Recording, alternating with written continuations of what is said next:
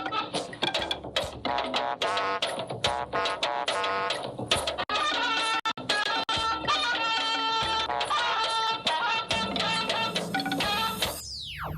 nation will progress without paying close attention to the ways policies are made and implemented. President Buhari receives members of NIP's Senior Executive Course 43, directs MDAs to mainstream policies for a prosperous Nigeria. Nigeria and the US work out modalities for collaboration on global health, security, energy, and economic growth.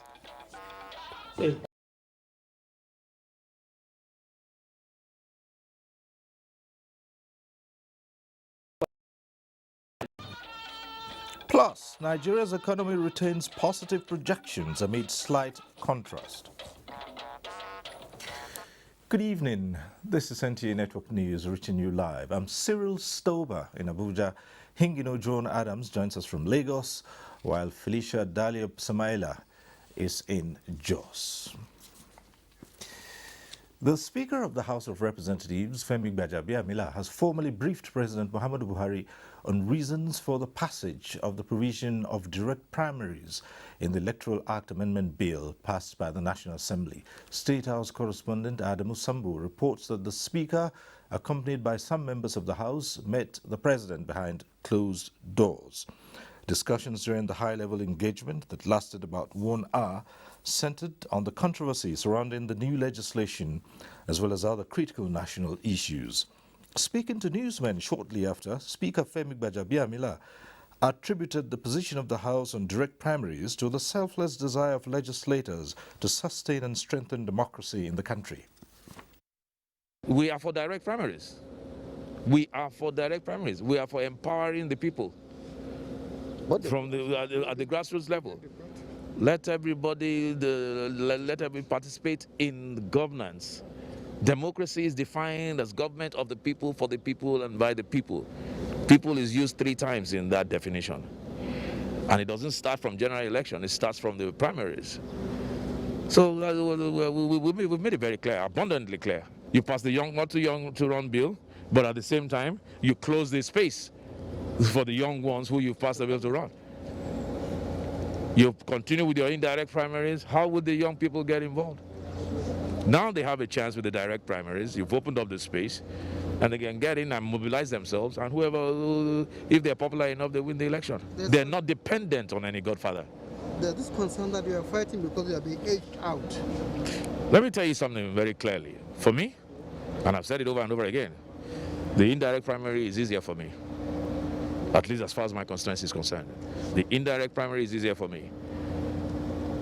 But because I don't want to be selfish, because I want to look at the bigger picture, I would rather go with direct primaries. Let everybody come. But if they vote me out, they vote me out. Is the president in support of your The president has always been. We all know that. The whole world knows that. He's always been. From his inception in politics, he's always been a direct primaries because he's a very popular man. The ministries, departments and agencies, as well as the National Steering Committee on Vision 2050, have been directed to study the report submitted by the National Institute for Policy and Strategic Studies with a view to considering its recommendations and incorporating them as executive strategy. The report, presented by participants of the Senior Executive Course 43, made far-reaching recommendations on how best to ensure effective policy design and implementation in Nigeria for a prosperous future. President Muhammadu Buhari gave the directive at this year's presidential parley with the course participants. The State House correspondent Adamu Sambu has the details. Getting things done, strategies for policy and program implementation in Nigeria was the focus of the nearly 1-year research work by participants of the Senior Executive Course 43 of the National Institute for Policy and Strategic Studies. President Muhammadu Buhari, who received the report after an interactive engagement with the participants drawn from all walks of life, noted with delight that the research work has not only drawn attention to his administration's numerous efforts at policy and program implementation, but also generated constructive and compelling recommendations. This confirms to me and our administration of the consistency and reliability of the National Institute in delivering on very critical and sensitive assignments of national importance. The gaps between policy design and programs implementation must be closed in order for our country to continue to make meaningful progress. No nation will progress without paying close attention to the ways policies are made and implemented. While congratulating the participants for justifying the confidence reposed in them, the president also applauded the National Institute for living up to expectations, especially by demonstrating high sense of patriotism and deep knowledge about Nigeria and challenges being faced. I am convinced that you are now well equipped for the task of handling higher and more complex responsibilities for the benefit of our country. I therefore urge you to go back to your various establishments and put to work all that you have learned. This administration has invested great efforts in the provision of good governance and has made tremendous progress at getting the desired results. This report becomes important and timely in our quest to enhance service delivery to our citizens. Acting Director General of NIBS, retired Brigadier General Chukwuemeka Udaya, was full of appreciation to the President for his doggedness and common zeal and purposeful leadership towards achieving a better Nigeria. We salute your courage for stabilizing the economy of the country after a threatening recession, a disruptive COVID-19 pandemic, as well as the volatility in the price of oil at the global markets. We acknowledge equally and salute the efforts of our military men and women under your leadership, and indeed all security forces for the sacrifices they are making to defeat the insurgency, banditry, and all sorts of violent crime and bring about lasting peace in our country. Your Excellency's aggressive stance against corruption and firm regard for transparency and accountability is a constant source of hope to Nigerians. Some of the participants spoken to gave some insights into the research findings following their studies and reflections. What we have done was to look at the programs of government holistically and give our recommendations with a view of implementing them towards getting a better Nigeria. Policy is the connection between government intention and the actual delivery to the people. Active citizen participation is critical for us to get things done in Nigeria. The Senior Executive Course 43 is made up of 85 participants who, apart from going on study tours, also carried out individual and group research works as well as vigorous intellectual debates to arrive at their recommendations. From the State House, Adamu Sambu, NTA News.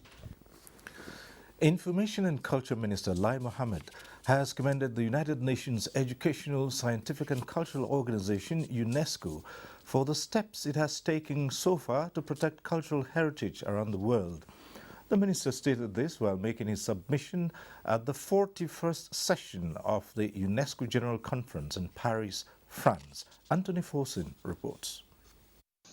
The 41st session of the conference began with the election of candidates into the board of the Commission for Culture. Top on the agenda of the Nigerian delegation, led by the Minister of Information and Culture, Lai Mohammed, Nigeria is grateful to UNESCO for championing the cause of protecting cultural heritage. It had Nigeria in mind. We will see that the emphasis is largely on the areas of COVID-19 pandemic's effect on the cultural industry, on the issue of illicit trafficking of cultural heritage. And the minister also solicited for support in the area of training, describing the agenda of the session as timely as it keys into Nigeria's plans for the sector. The good news is that there is an agreement, an arrangement between the military authorities and the NCMM and the Ministry of Information and Culture on how to protect monuments and how to protect, works of art, cultural heritage. And I'm particularly impressed that even in the War College, a course is being taught on how to protect these monuments, even during conflict. So generally, I think that UNESCO is on course. Nigeria is doing a lot in that direction, and so that people begin to see the importance of culture in education, in science, even in science and technology, so that we bring it to the fore.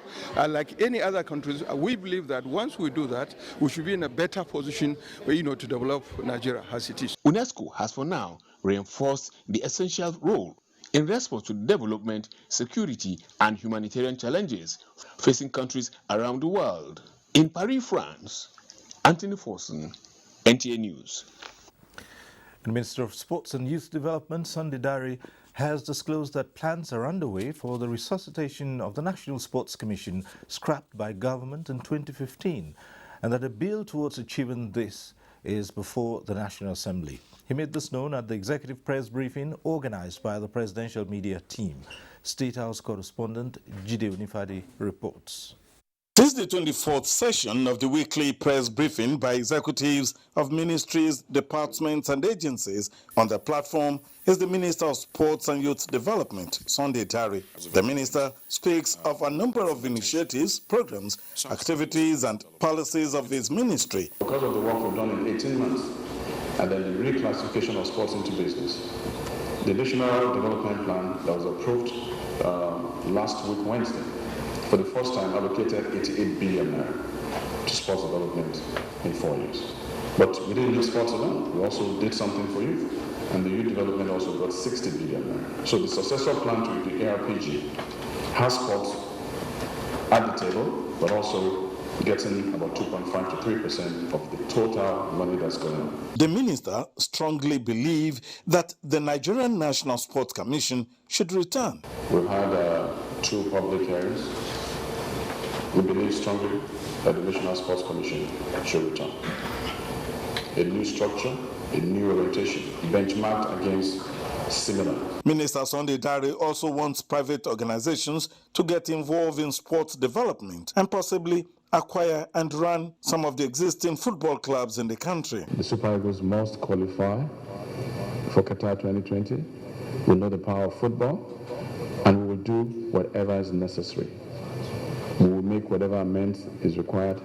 We'll be timely about it to make sure that Nigeria's football is of the highest quality. The ministry is equally promoting sports programs in the grassroots and has revived the Catch Them Young sports programs the nation benefits greatly from in the past. Present are executives of agencies under the ministry. In the State House, Jide Onifade, NTA News. On budget support facility from the federal government to states, President Muhammadu Buhari has approved an abridged financing facility to the state governments. The abridged facility is for 656 billion naira, which will be disbursed in 6 tranches over a period of 6 months to the states. It will have a tenure with a 2-year moratorium and an interest rate of 9%.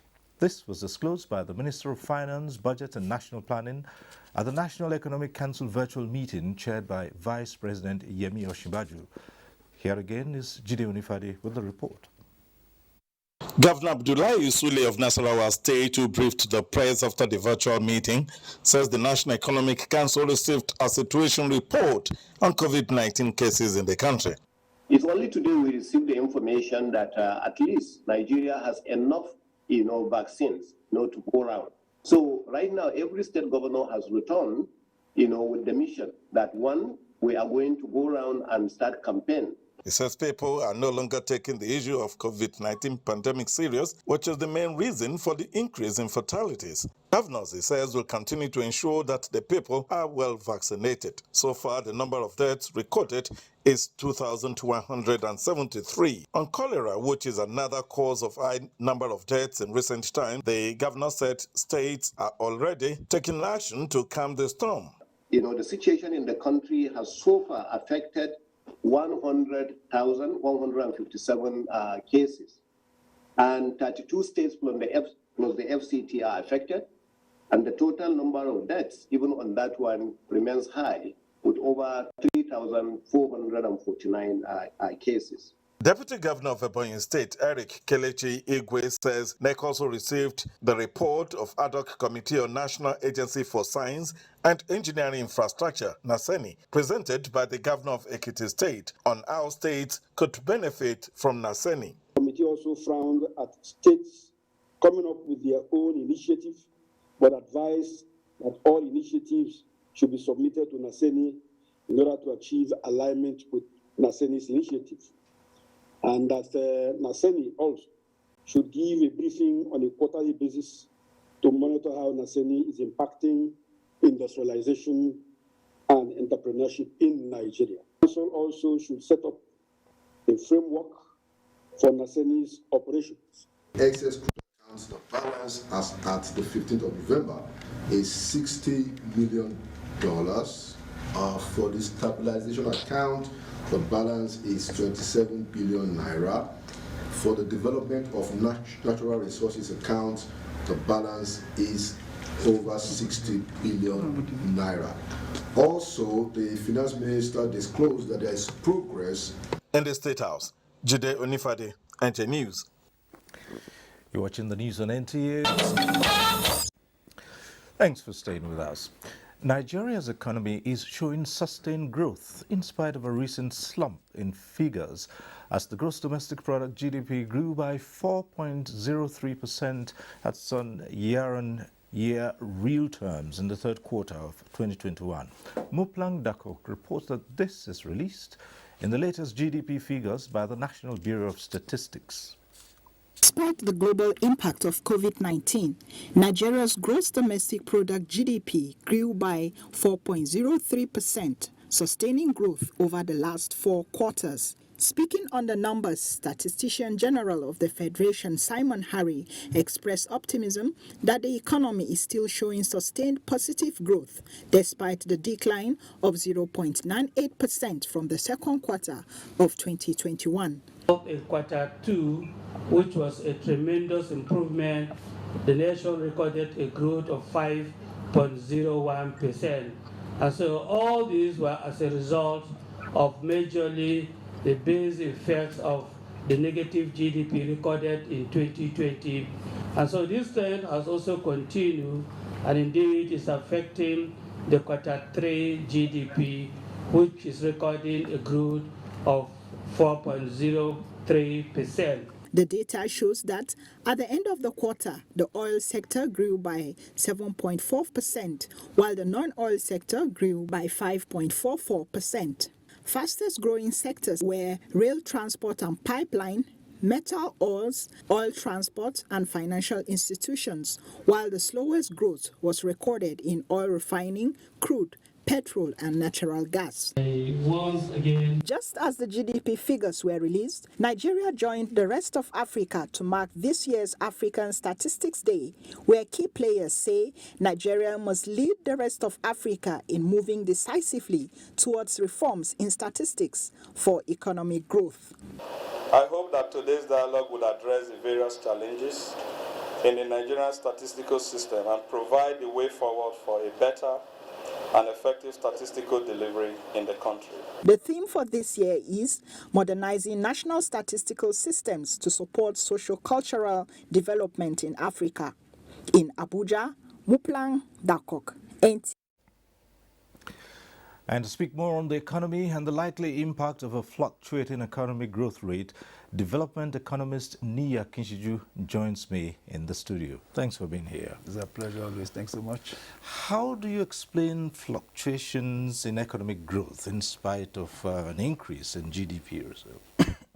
Well, it depends on how you're looking at it. The truth of the matter is Nigeria's economy is divided into two broad categories, the oil sector and the non-oil sector. Where the two sectors grow at the same time, it may not likely reflect a fluctuation in the larger economy. But where one grows and one declines or contracts, you see what you call the contraction. The oil sector has not been performing very well over the last 6 quarters, more or less. And in this Q3 quarter that we're talking about, it actually declined further than what it was. The figure returned in Q2. So much that in terms of production, and let's look at the production figures. The production figure is stated at 1.57 million barrels a day, compared to Q2, 1.61 million barrels a day. So that shows that we were underproducing more or less, and we were earning lesser, from the oil sector. But what had gingered or what have driven the figures for the GDP, as it were, is the non-oil sector, which is a major indicator, of the diversification of the economy. All right, that may well be so, but how do you place the GDP, and what's your response to suggestions that, yes, the GDP is good for statistics, but in the long run, it's what the citizen can have and better his lot that actually matters? Don't forget that the GDP is a measure of value and is a process. So wherefore we have experienced a dip in the GDP over 2 consecutive quarters in Q2 2020 and Q3 2020. And of course, that declared us as the status of a recession, and with all manners of implication, for the common man, as we have said. Now, these figures that we have seen over the last 4 quarters shows that we have grown out of recession, we have exited recession, and we are now growing into buoyancy. So the 4 quarters of growth that we have seen is a suggestion of correction of whatever mishap must have happened in the economy. Which might not necessarily be back to the good times in real terms. No, it is not about back to the good times. It's about growing into the good times. Okay, well, all right, but finally... No, because if you look at manufacturing was a low 0.14% in first quarter 2021.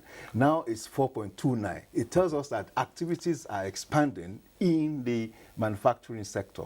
Well, there are worries about a likely budget deficit. That's given what we're seeing today, increasing public debt.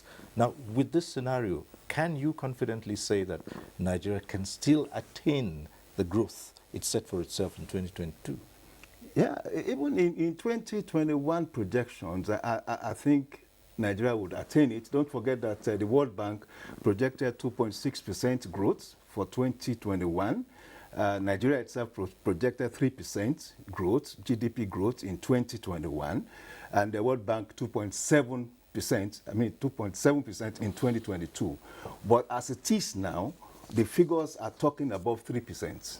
The 2021 GDP figures, aggregates, are talking above 3%. So which means that likely the projections, the actual figures when we had the final quarter, that's Q4 2021 to the figures now, it's likely to be higher than the World Bank projection, World Bank projection at 2.6, and the 3.0 projection by the federal government. Well, overall, still work in progress. Right? Well, all economies. Right, don't also forget that even larger economies are producing negative, GDPs in the last 3 quarters. Nia Kinshiju, development economist, thank you for coming. My pleasure, as always. Right. In other news, President Muhammadu Buhari has formally reacted to the recently released NSAS probe panel report saying the federal government will allow the system to exhaust itself by waiting for pronouncement from state governments which set up the investigative panels. This was while exchanging views with the visiting U.S. Secretary of State Antony Blinken. State House correspondent Adam Sambu reports. President Muhammadu Buhari told the U.S. Secretary of State that with so many state governments involved and different terms of reference given to the probe panels, the federal government has resolved to wait for the steps taken by the states and allow the system to work. We can't impose ideas on them, he explained. And on the recent removal of Nigeria from the watch list of countries violating religious freedom, which Mr. Blinken said was based on facts, President Buhari expressed the country's appreciation, noting that there is freedom of worship in Nigeria and no one is discriminated against on the basis of his or her faith. The president equally appreciated the United States for allowing Nigeria to procure military hardware to fight terrorism in the country and for the training given to Nigerian military. The gesture, he explained, is helping Nigeria to stabilize the situation in the northeast, and a lot of progress has been made since 2015, and the people involved appreciate the efforts of government. President Buhari also touched on the impact of climate change, which affected the livelihood of about 30 million people in the Lake Chad Basin countries, saying interbasin water transfer is the best way forward towards supporting farming, fishing, and animal husbandry. Mr. Blinken appreciated the contributions of President Muhammadu Buhari in protecting the climate, saying America and Nigeria have diverse challenges, but a common denominator is security, and hoped for better partnerships. We're working with Nigeria to address security challenges. We discussed the importance of a comprehensive approach that builds effective security forces, addresses the underlying drivers of extremism, and respects Nigerians' basic human rights. The United States is committed to helping Nigeria do that by continuing to invest in our security partnership and the institutions that strengthen the rule of law and that hold accountable those who commit human rights abuses, corruption, and other acts that harm the Nigerian people. We're also working closely with Nigeria to help the populations most affected by conflict and violence in the country, particularly in the Northeast, where the United States is providing vital humanitarian aid to approximately 2.2 million internally displaced Nigerians. At a joint media briefing with the Foreign Affairs Minister Geoffrey Onyema, the U.S. Secretary of State described the report of the NSAS probe panel as democracy in action. The range of issues that we're working on together is vast, but given the interests we share and the challenges we have in common, delivering for our people demands that we find ways to deepen our existing ties and partnerships even further. That's ultimately what this visit and the work that we're doing every single day between our governments, between our people, what it's all about. We strongly support Nigeria's engagement, leadership, and strong voice in both regional and, for that matter, leading international organizations. Over the last 5-6 years of this government, we've maintained very close relations with the U.S. And we see the U.S. as a very important global partner, largest economy in the world, most powerful country in the world, and we engage at the multilateral and the bilateral level with the U.S. And we also can appreciate that they also see us as having a very important position and a very important role to play on the African continent, and so we also engage with the U.S. in playing a regional role also on the continent. Mr. Blinken, who is on tour of some African countries, had earlier in the year held a virtual meeting with President Muhammadu Buhari. From the State House, Adamu Sambu, NTA News. And Vice President Yemi Osinbajo also received the visiting United States Secretary of State Antony Blinken. They discussed issues of common interest. State House correspondent Jide Onifade reports. Vice President Yemi Osinbajo expressed gratitude to the United States government for its support in the fight against COVID-19 and in the efforts to combat terrorism in the country. And again, just to reaffirm most of what you have said, especially about the importance of the cooperation and the importance of working together. and it's absolutely critical. It's been shown, especially in the response to COVID-19, and I think that this was probably a providential way of showing just how interconnected the whole world is, and there is no real solution without everyone being protected from this pandemic and the possibility of others. And I also like to thank you again, thank the government of the U.S. for the cooperation on security, which has been very important to us. The super tucanos have been delivered, and of course we're looking forward to the helicopters as well. But also, I think more importantly, a lot of the infrastructure support and the intelligence support that we've gotten from the U.S. on the security issues in the Northeast and the Sahel. Of course, the challenges, continue they seem to increase, especially the Sahel today, and most of what we're seeing in the Lake Chad region with ISWAP and all of that. And I think that going forward, we, of course, as we talked about, we're looking forward to greater collaboration, greater cooperation. The agenda that we have so very well, and it's really reflective of the fact that the work that our countries are doing together is both incredibly broad in the things that we're doing and also increasingly deep. And we welcome that. We welcome working in ever closer ways, because one of the things that we feel very strongly is that the big challenges all of our citizens face simply can't be addressed by any one of us acting alone. There's a greater premium than there's ever been on working together, finding ways to cooperate. We're all feeling that very strongly when it comes to COVID-19, and we're grateful for the work we've been able to do together on that. And I think looking to the future, developing capacity for manufacturing vaccines in Africa is going to be critical, especially in dealing with unfortunately the next pandemic, because there almost certainly will be one. We know from the work that we're doing together on climate that we have to be doing this. Foreign Affairs Minister Jeffrey Onyema had earlier commended the government of the United States and the visiting Secretary of State for the love shown to Nigeria. The occasion was also used to adopt their joint statement on the signing of the $2.17 billion Development Objective Assistance Agreement in support of Nigeria. In the State House, Jide. The ongoing three-day warning strike by workers of the Nigerian Railway Corporation is reportedly having a negative toll on the economy, with Abuja alone believed to have lost an estimated 90 million naira since activities were suspended at the train station. Other train stations across the country are also said to be affected, a situation that has inflicted hardship on intending passengers. Ruth Agwele compiled the situation reports from Abuja and Kaduna. This is the popular Idu train station, but it is under lock and key for now, as train services are grounded.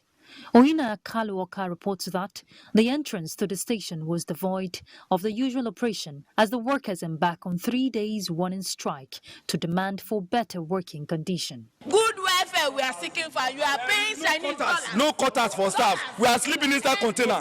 No quotas. There is no boss. We are agitating for enhanced salary structure. We are agitating for review of standard condition of service. We are agitating for personal insurance. Equipment are equally highly expensive, and they insure the lives of all their equipments that are there.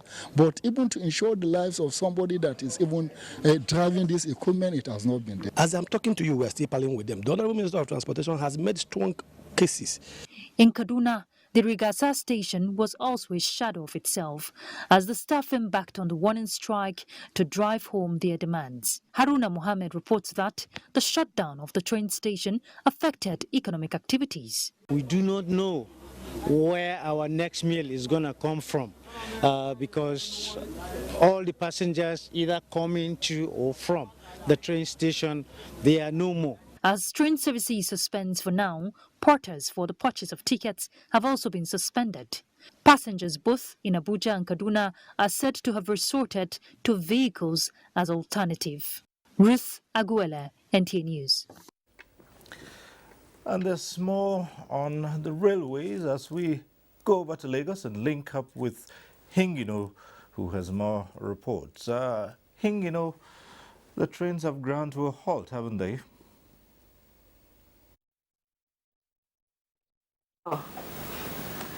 Thank you, Cyril. And from here in Lagos, Nigerian Railway Workers Union says there is no going back on the 3-day running strike embarked upon to drive home its demand for better welfare for every rail worker.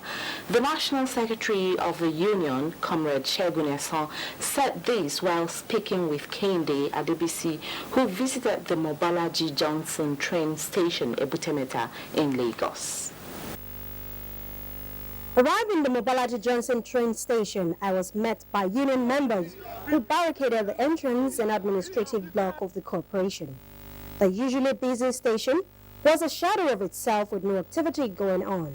The Secretary General Association of the Nigerian Railway Corporation will let the protests say the action is the last resort as the union is seeking the attention of the federal government. What we want to achieve with our 3-day warning strike is absolutely nothing else but attention and empathy, and which will bring us to a level where all our legitimate charter of demands will be looked into.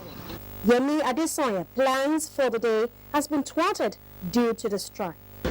It's something that we should know, or the public should know, so that people don't just waste transportation down there and you get here and you say they are not working.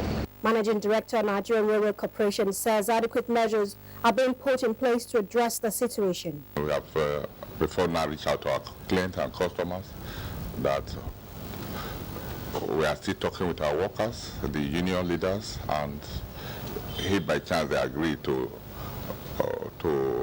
what we have agreed to do, we will come back.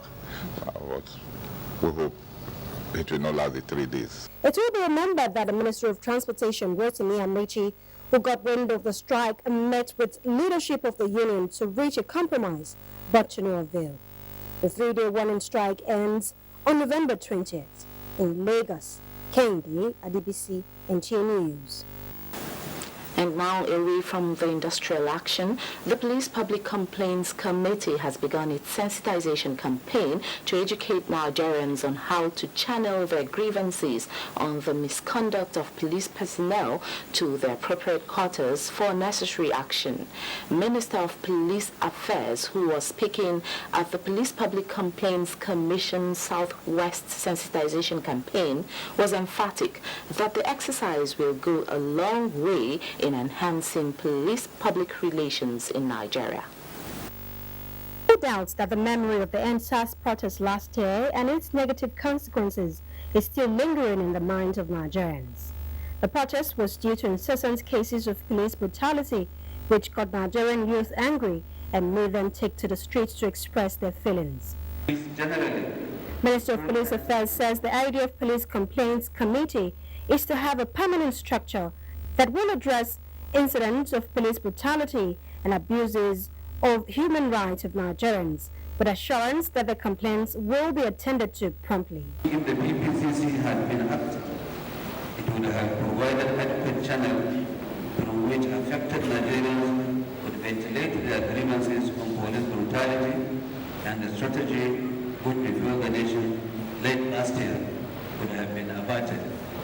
There is need for us to ensure accountability for the actions and/or inactions of officers complained of the police, with a view to ensure protection of citizens' rights.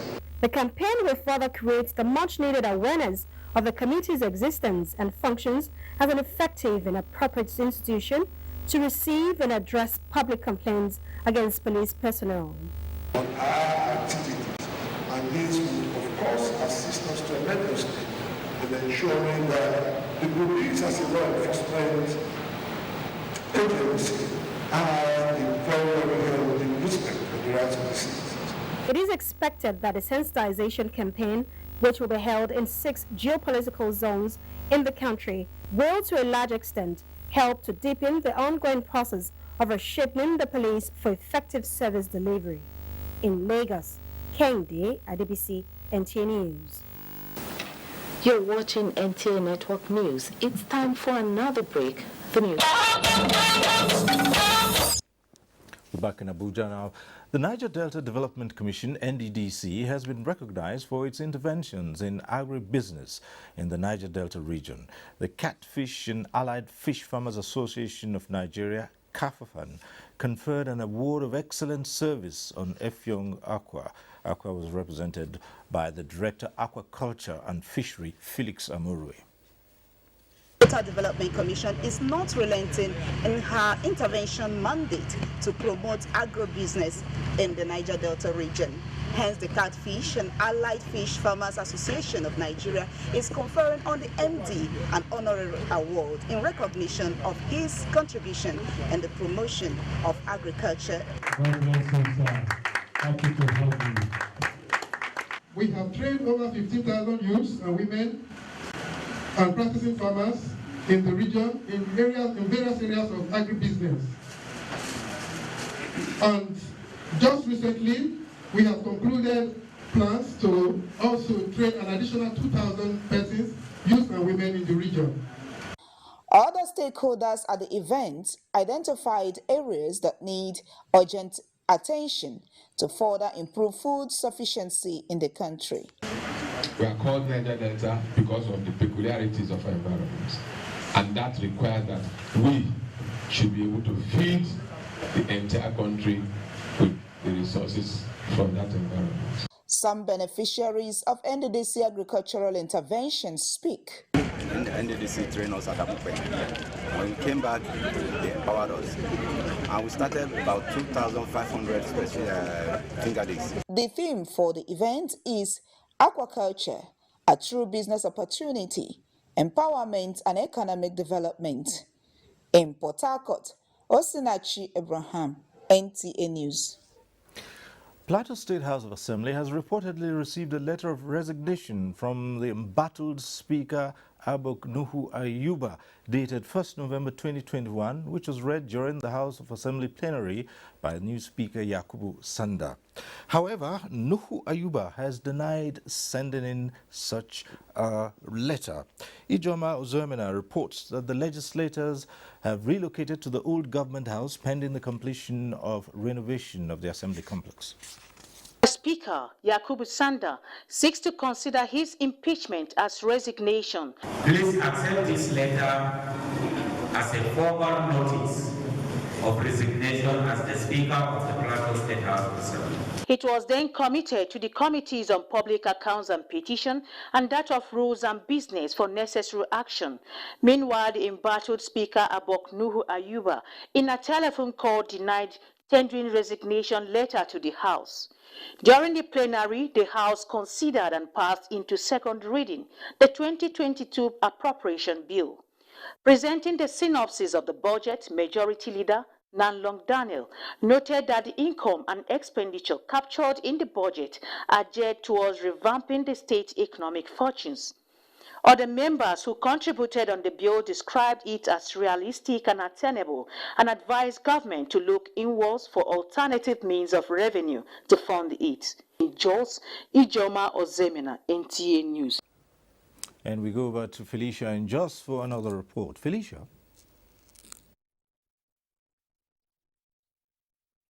Thank you. Welcome to Jos. Professor of Pediatrics and Nephrology, University of Jos, Isaac Ocheke says cardiovascular diseases are the leading cause of death globally, calling on stakeholders to make concerted efforts and find workable solutions to them. This was at the 8th Professor Alfred Ekeme Foundation lecture held at the Jos University Teaching Hospital. Zanred Newman reports. The lecture Mitigating Cardiovascular Diseases in the Adult. Nurturing the child's kidney seeks to address the burden of cardiovascular diseases being a global health concern. The professor says about 2 decades ago, majority of the deaths from cardiovascular diseases occurred in high-income countries, while the vast of deaths in low-income countries were attributable to communicable diseases. However, a drastic transition has taken place in the last few years, such that the greatest number of deaths from the diseases now occur in low-income countries. Those who have stage 1 to 3 CKD have a significantly higher incidence of cardiovascular events than those in the normal population. The timing for Professor Cheke's lecture is out, as the prevalence of cardiovascular disease and kidney diseases and their complications among the pediatric and adult population are increasing at an alarming rate in Nigeria and worldwide. Chief Medical Director JUTH, Professor Edmond Banwatch, represented, lauded the scholarly lecture and pledged the hospital's support for researches that will boost the operations of the health system. Goodwill messages came from various quarters, reminiscing on Professor Ikeme's life and time as the first professor of medicine, University of Jos, and also the first medical director of JUTH. Zenred Dingmoon, NTA News.